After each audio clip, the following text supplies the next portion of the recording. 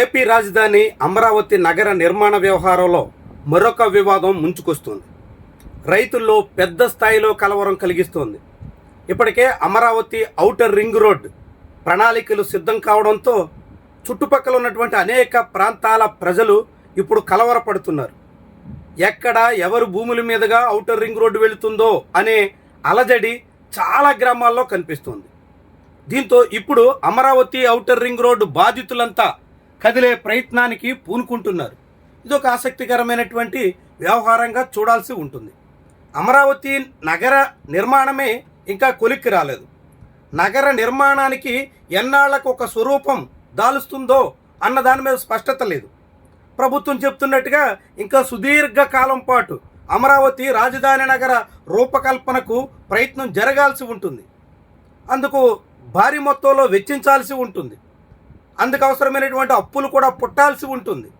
ఇదంతా ఒకవైపు సాగుతున్నటువంటి క్రమంలోనే రెండో వైపు ఔటర్ రింగ్ రోడ్ అంటూ చంద్రబాబు సర్కారు చాలా పెద్ద ప్రణాళిక రచించింది. ఇక్కడ మనం మ్యాప్లో చూస్తే అమరావతి ప్రాంతం చాలా క్లియర్గా మనకు కనిపిస్తుంది.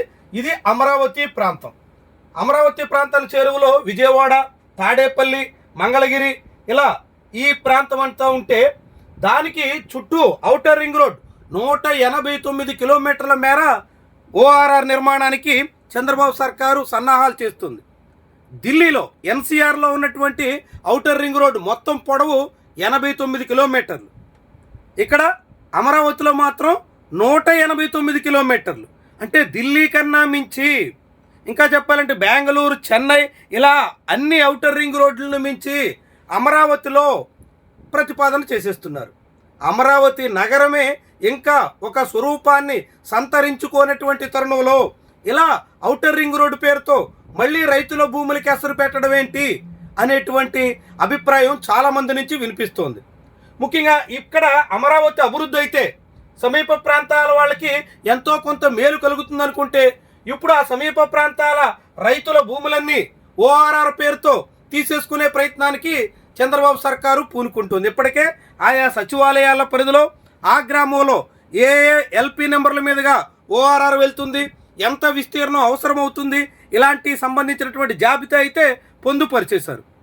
మొత్తంగా 70 మీటర్ల వెడల్పులో వేయాల్సినటువంటి ఓఆర్ఆర్ని 240 మీటర్ల వెడల్పుతో 189 కిలోమీటర్ల పొడవుతో నిర్మించేదానికి చంద్రబాబు సర్కారు పూనుకుంటుంది.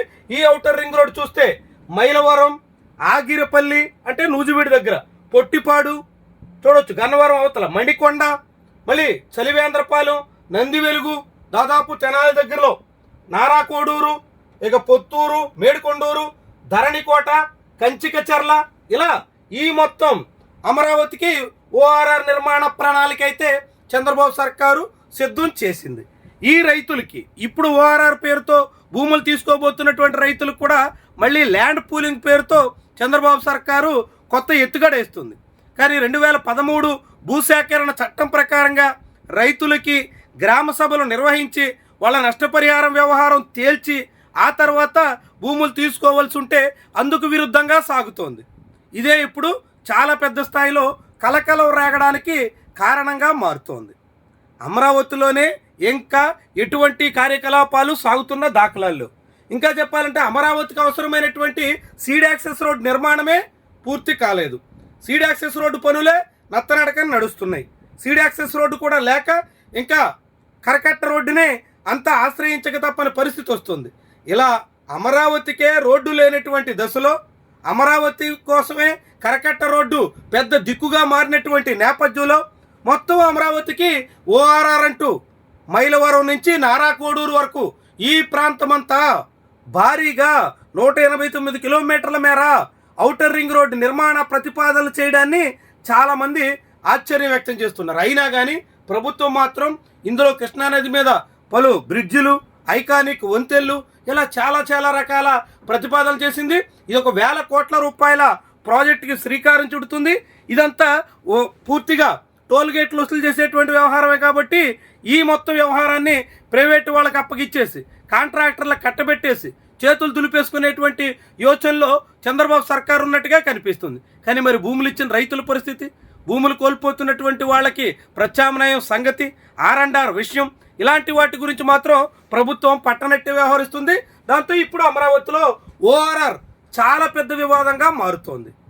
అమరావతికి ఇప్పుడే ఓఆర్ఆర్ అవసరమా అన్న దాని మీద భిన్నాభిప్రాయాలు ఉన్నాయి. ఒడ్డే శోభనాద్రేశ్వరరావు లాంటి వాళ్ళు తీవ్రంగా తప్పుపడుతున్నారు. ఇప్పటికే విజయవాడకి వెస్ట్ బైపాస్ వచ్చింది. ఆ వెస్ట్ బైపాస్ కూడా అమరావతి మధ్యలోంచే వెళ్తుంది.